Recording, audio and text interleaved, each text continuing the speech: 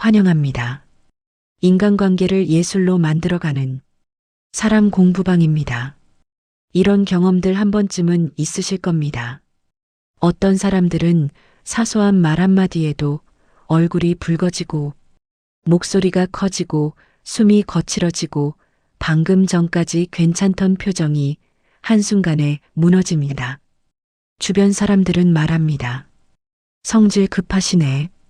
참을성이 부족해. 그런데 정말 그 사람이 참지 못해서일까요? 마트 계산대 앞에서 계산원이 카드를 2번 긁었습니다. 실수였습니다. 어떤 사람은 말합니다. 아, 괜찮아요. 다시 해주세요. 어떤 사람은 목소리를 높입니다. 뭐 하는 겁니까, 지금? 같은 상황. 다른 반응을 보입니다. 화를 내는 사람은 무엇을 본 걸까요? 실수를 본 걸까요? 아니면 무시를 본 걸까요? 그 사람의 머릿속에서는 지금 무슨 일이 벌어지고 있는 걸까요? 화는 즉각 옵니다. 설명은 나중에 옵니다. 원래 저 사람은 그래. 신경 쓰지 마. 하지만 그 사람도 처음부터 화난 사람은 아니었습니다. 어디선가 언젠가 무언가가 쌓였습니다. 빅터 프랭클이라는 심리학자가 수용소에서 살아남으며 기록한 문장이 있습니다. 사실과 생각 사이입니다. 그 문장은 화를 내는 사람과 화를 참는 사람 사이에 가장 중요한 차이를 설명합니다. 만약 여러분도 누군가의 화에 지쳐 있거나 스스로의 화에 놀란 적이 있다면 이 이야기를 끝까지 들어주시면 인생에 풀지 못한 가장 중요한 숙제를 마친 화로람을 가져가실 겁니다. 지금 구독 버튼 눌러주세요. 함께 하겠다는 작은 약속입니다. 우리는 지금부터 화가 만들어지는 순간을 들여다볼 겁니다. 그 순간은 생각보다 훨씬 조용하고 눈에 보이지 않는 곳에서 시작됩니다. 1장 70대 초반 김 선생. 아파트 복도에서 아랫집 젊은 부부를 마주쳤습니다. 김 선생이 먼저 인사했습니다. 안녕하세요. 젊은 남자가 고개를 살짝 숙였습니다. 말은 없었습니다. 김 선생의 얼굴이 굳었습니다. 집에 들어와서도 그 장면이 자꾸 떠올랐습니다. 저녁 먹다가 아내에게 말했습니다. 요즘 젊은 사람들은 인사도 제대로 안 해. 아내가 물었습니다. 무슨 일 있었어요? 아랫집 사람 봤는데 나한테 대꾸도 안 하더라고. 이 상황에서 실제로 일어난 일은 이것입니다. 김 선생이 인사했다. 상대방이 고개를 숙였다. 말은 하지 않았다. 그게 전부입니다. 하지만 김 선생의 머릿속에서는 이렇게 번역되었습니다. 나를 무시했다. 예의가 없다. 나이 든 사람을 우습게 본다. 똑같은 장면을 다르게 본 사람도 있습니다. 복도 끝에서 이 장면을 본 같은 층방 여사는 이렇게 생각했습니다. 저 젊은 사람 목소리가 안 나오나 보네. 아니면 원래 말이 없거나. 우리는 대부분 사실과 해석을 동시에 받아들입니다. 마치 하나처럼요. 고개만 숙이고 말이 없었다는 사실과 나를 무시했다는 해석이 한 덩어리가 되어버립니다. 그래서 김 선생은 화가 났습니다. 그 순간 김 선생에게는 생각할 시간이 없었습니다. 저 사람이 왜 말을 안 했을까? 혹시 다른 이유가 있을까? 그런 질문이 떠오르기 전에 감정이 먼저 왔습니다. 며칠 뒤 김 선생은 아랫집 문 앞에서 그 젊은 남자를 다시 만났습니다. 이번엔 남자가 먼저 말했습니다. 안녕하세요. 저 목이 안 좋아서요. 지난번에 인사 못 드려서 죄송합니다. 김 선생은 멈칫했습니다. 사실은 바뀌지 않았습니다. 그날도 남자는 고개를 숙였고 말을 하지 않았습니다. 바뀐 건 해석이었습니다. 무시했다 해서 목이 안 좋았다로. 그렇다면 화는 언제 생긴 걸까요? 사실이 일어났을 때일까요? 아니면 해석이 붙었을 때일까요? 이 질문에 답하기 위해 우리는 잠시 한 심리학자의 연구를 들여다볼 필요가 있습니다. 그 연구는 화를 내는 사람과 화를 내지 않는 사람 사이의 결정적 차이를 보여줍니다. 지금부터 그 연구 결과를 함께 들여다보겠습니다. 2장. 미국 심리학자 엘버트 앨리스. 그는 1950년대에 한 가지 실험을 설계했습니다. 사람들에게 똑같은 상황을 보여주고 반응을 기록했습니다. 실험 내용은 이랬습니다. 상황. 약속 시간에 친구가 30분 늦었다. 참가자 100명에게 물었습니다. 지금 기분이 어떻습니까? 놀라운 일이 벌어졌습니다. 35명은 화가 났다고 답했습니다. 친구가 나를 무시한다. 42명은 걱정된다고 답했습니다. 무슨 일이 생긴 게 아닐까? 23명은 별로 신경 쓰지 않는다고 했습니다. 원래 약속은 늦을 수 있다. 사실은 하나였습니다. 친구가 30분 늦었다. 하지만 감정은 세 가지였습니다. 화남, 걱정, 무관심. 앨리스는 이렇게 기록했습니다. 감정은 사실에서 오지 않는다. 사실을 어떻게 해석하느냐에서 온다. 그는 이것을 ABC 모델이라고 불렀습니다. A. 사건, B. 믿음, 즉 해석, C. 결과, 즉 감정. 사건 자체가 감정을 만드는 게 아니라 사건을 어떻게 믿느냐, 즉 어떻게 해석하느냐가 감정을 만든다는 뜻입니다. 2015년 서울대 심리학과 연구팀도 비슷한 실험을 했습니다. 60대 이상 400명을 대상으로 일상 갈등 상황을 제시했습니다. 자녀가 명절에 방문하지 않았다. 참가자들의 반응은 크게 세 가지로 나뉘었습니다. 화를 낸 그룹, 자식이 부모를 소홀히 한다. 슬퍼한 그룹, 내가 자식에게 짐이 된 건 아닐까? 이해한 그룹, 바쁠 수 있다. 연구팀은 이후 일주일 동안 참가자들의 심리 상태를 추적했습니다. 화를 낸 그룹의 67%가 수면 장애를 겪었습니다. 이해한 그룹은 19%만 수면에 문제가 있었습니다.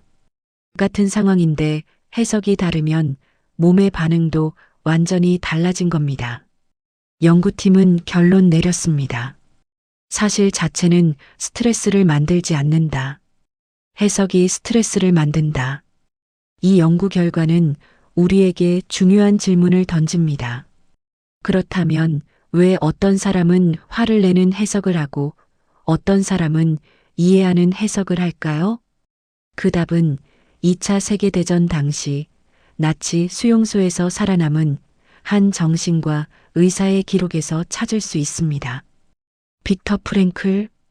그는 아우슈비츠 수용소에서 3년을 보냈습니다. 매일 죽음과 마주하며 극한의 고통 속에서 살았습니다. 그런데 그는 그곳에서 이상한 것을 발견했습니다. 똑같은 상황에서도 사람들의 반응이 완전히 다르다는 것. 어떤 사람은 완전히 무너졌습니다. 희망을 잃고 살아갈 이유를 찾지 못하고 결국 죽음을 맞이했습니다. 어떤 사람은 끝까지 살아남았습니다. 극한의 상황에서도 작은 의미를 찾으며 버텼습니다. 프랭클은 물었습니다. 무엇이 이 차이를 만드는가? 그리고 그는 수용소를 나온 뒤 이렇게 기록했습니다. 자극과 반응 사이에는 공간이 있다. 그 공간에 우리의 선택이 있고 선택 안에 우리의 자유가 있다. 이 문장은 화를 이해하는데 가장 중요한 열쇠입니다. 자극은 사실입니다. 반응은 감정입니다. 그 사이 보이지 않는 공간, 그곳에서 해석이 일어납니다. 프랭클이 본 것은 이것이었습니다. 수용소라는 사실은 바꿀 수 없습니다. 하지만 그 사실을 어떻게 해석하느냐는 각자의 선택이었습니다. 어떤 사람은 이렇게 해석했습니다. 이것은 끝이다. 나는 아무것도 아니다. 어떤 사람은 이렇게 해석했습니다. 이것은 시험이다. 나는 이겨낼 것이다. 사실은 똑같았지만 해석은 달랐고 그 해석이 삶과 죽음을 갈랐습니다. 이제 우리는 화를 내는 사람을 조금 다르게 볼 수 있습니다. 화를 잘 내는 사람은 프랭클이 말한 그 공간을 모릅니다. 사실과 해석 사이에 틈이 있다는 걸 알아차리지 못합니다. 그래서 사실이 일어나자마자 감정이 폭발합니다. 그 사이에 선택의 여지가 없습니다. 그런데 여기서 더 중요한 질문이 생깁니다.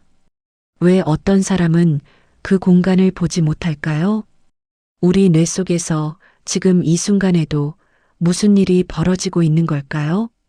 다음 이야기에서 그 비밀을 밝혀보겠습니다. 3장. 우리 뇌는 아주 오래전부터 빠르게 판단하도록 훈련받았습니다. 생존을 위해서였습니다.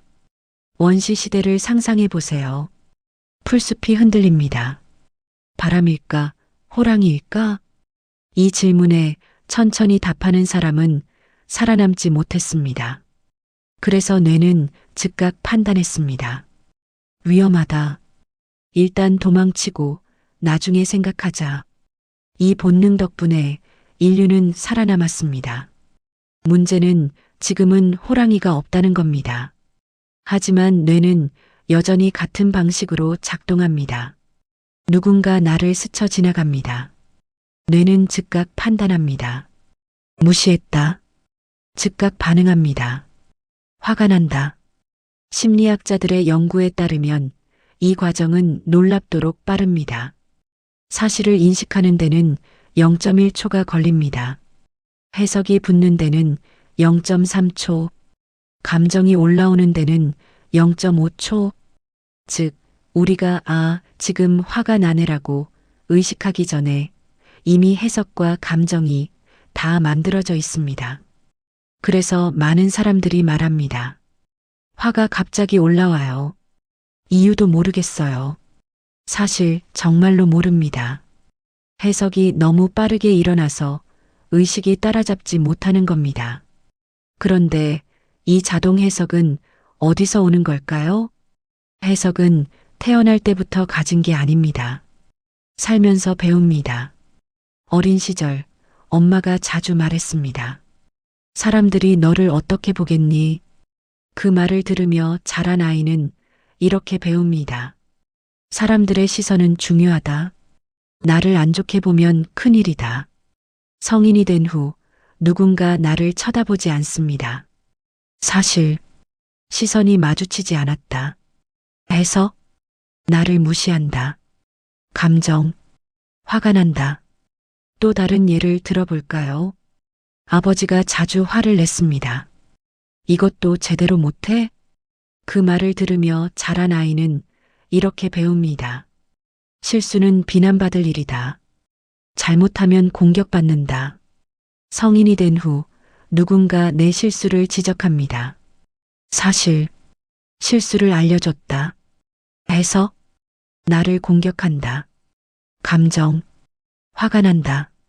이렇게 만들어진 해석은 평생 반복됩니다. 본인도 모르게. 김 선생의 경우를 다시 들여다봐 볼까요? 김 선생은 젊은 시절 직장에서 무시당한 경험이 많았습니다. 학력 때문에, 출신 때문에, 말투 때문에 승진에서 밀렸고 중요한 회의에서 제외됐고 의견을 내도 무시당했습니다. 그 경험이 쌓이면서 그의 뇌는 이렇게 학습했습니다. 사람들은 나를 무시한다.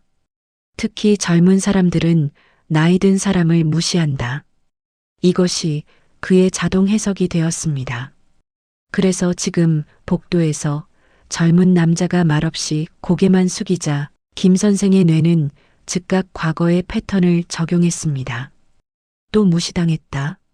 사실과 해석이 구분되지 않은 채로 마치 녹화된 테이프처럼 같은 해석이 자동으로 재생된 겁니다. 그래서 화를 잘 내는 사람은 비슷한 상황에서 항상 비슷하게 화를 냅니다. 패턴이 반복되는 겁니다. 왜 화가 나는지 모르겠어요. 많은 사람들이 하는 말입니다. 사실 정말로 모릅니다. 해석이 자동으로 일어나기 때문입니다. 의식이 개입할 틈이 없습니다. 여기까지 들으면 어떤 분들은 이렇게 물을 수 있습니다. 그렇다면 이미 만들어진 자동 해석을 바꿀 수는 없는 건가요? 평생 이렇게 화내며 살아야 하나요? 다행히도 답은 아니오입니다. 바꿀 수 있습니다. 하지만 쉽지는 않습니다. 그 방법을 지금부터 함께 알아보겠습니다. 자동 해석을 바꾸는 구체적인 방법. 그것은 고대 그리스의 한 철학자가 이미 2000년 전에 발견한 것이기도 합니다. 사장, 자동 해석을 바꾸려면 먼저 그것이 자동이라는 걸 알아야 합니다. 내가 지금 화가 나는 건 사실 때문이 아니라 내 해석 때문이다. 이것을 아는 것, 이것이 첫 번째 단계입니다. 그리고 사실과 해석 사이에 그 작은 틈을 보기 시작하는 겁니다. 프랭클이 말한 그 공간, 자극과 반응 사이의 공간, 그 공간을 보는 연습, 구체적으로 어떻게 할까요? 화가 올라오는 순간 잠깐 멈춥니다. 그리고 물어봅니다. 지금 내가 보고 있는 건 사실일까, 해석일까? 예를 들어볼게요. 복도에서 누군가 나에게 인사 없이 지나갑니다. 즉각 화가 올라옵니다. 이때 잠깐 멈춥니다. 그리고 분리해 봅니다. 사실 그 사람이 말없이 지나갔다.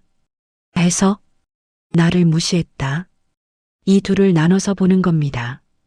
그리고 물어봅니다. 내 해석이 맞을까?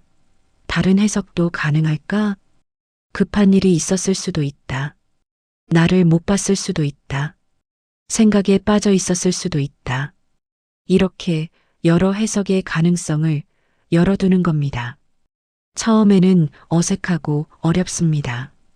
화가 이미 올라온 뒤라서 멈추기가 쉽지 않습니다.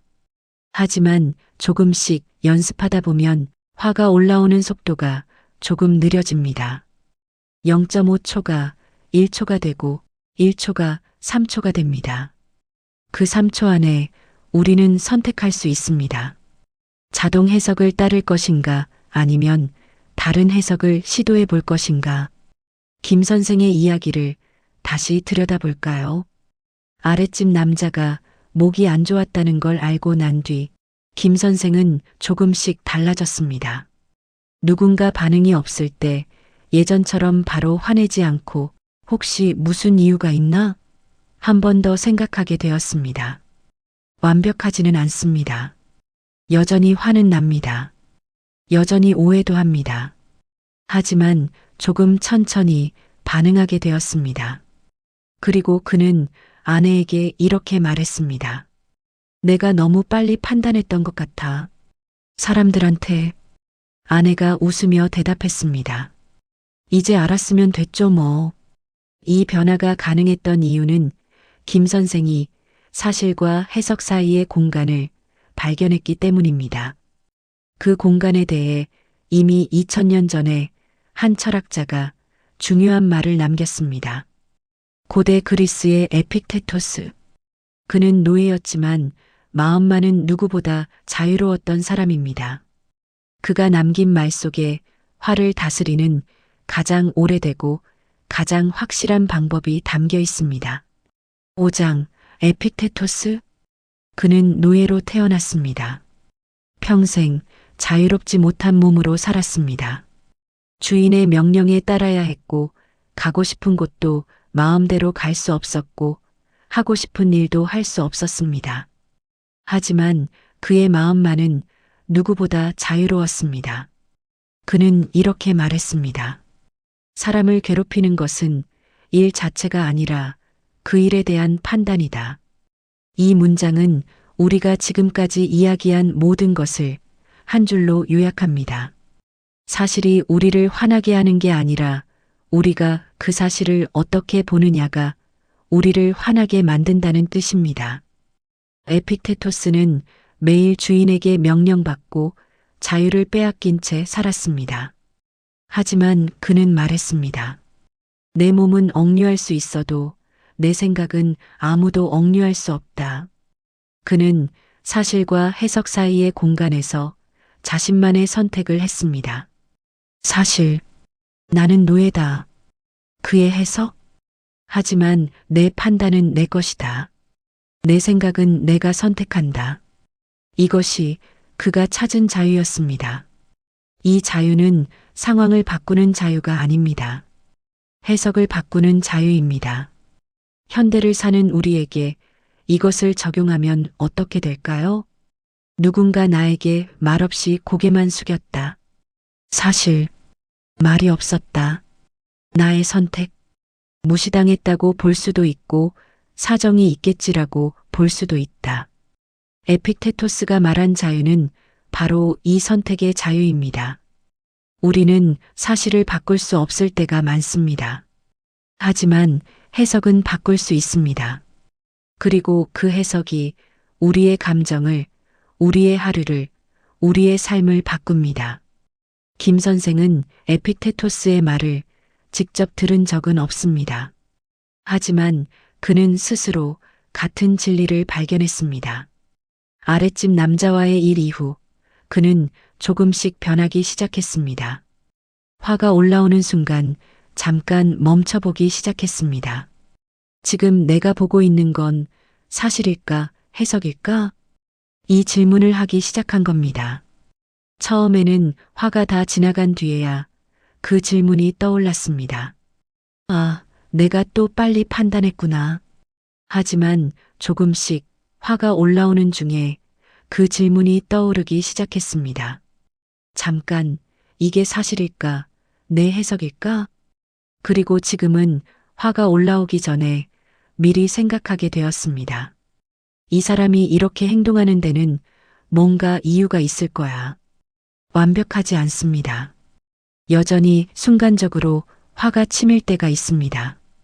여전히 오해할 때가 있습니다. 하지만 예전보다는 조금 천천히 반응하게 되었습니다. 그리고 그 조금의 차이가 그의 하루를 많이 편하게 만들었습니다. 아내와의 관계도 조금 나아졌습니다. 예전에는 아내의 말 한마디에도 쉽게 화를 냈습니다. 왜 그렇게 말해? 무시하는 거야? 하지만 이제는 잠깐 멈춥니다. 아내가 지금 나를 무시하려고 한 걸까? 아니면 그냥 피곤해서 말이 짧아진 걸까? 이렇게 생각하니 화가 덜 올라옵니다. 사실과 해석 사이 그 작은 틈을 보는 연습, 그것만으로도 우리는 조금 더 자유로워질 수 있습니다. 화는 자동입니다. 하지만 선택은 가능합니다. 우리는 즉각 반응하는 대신 잠깐 멈춰볼 수 있습니다.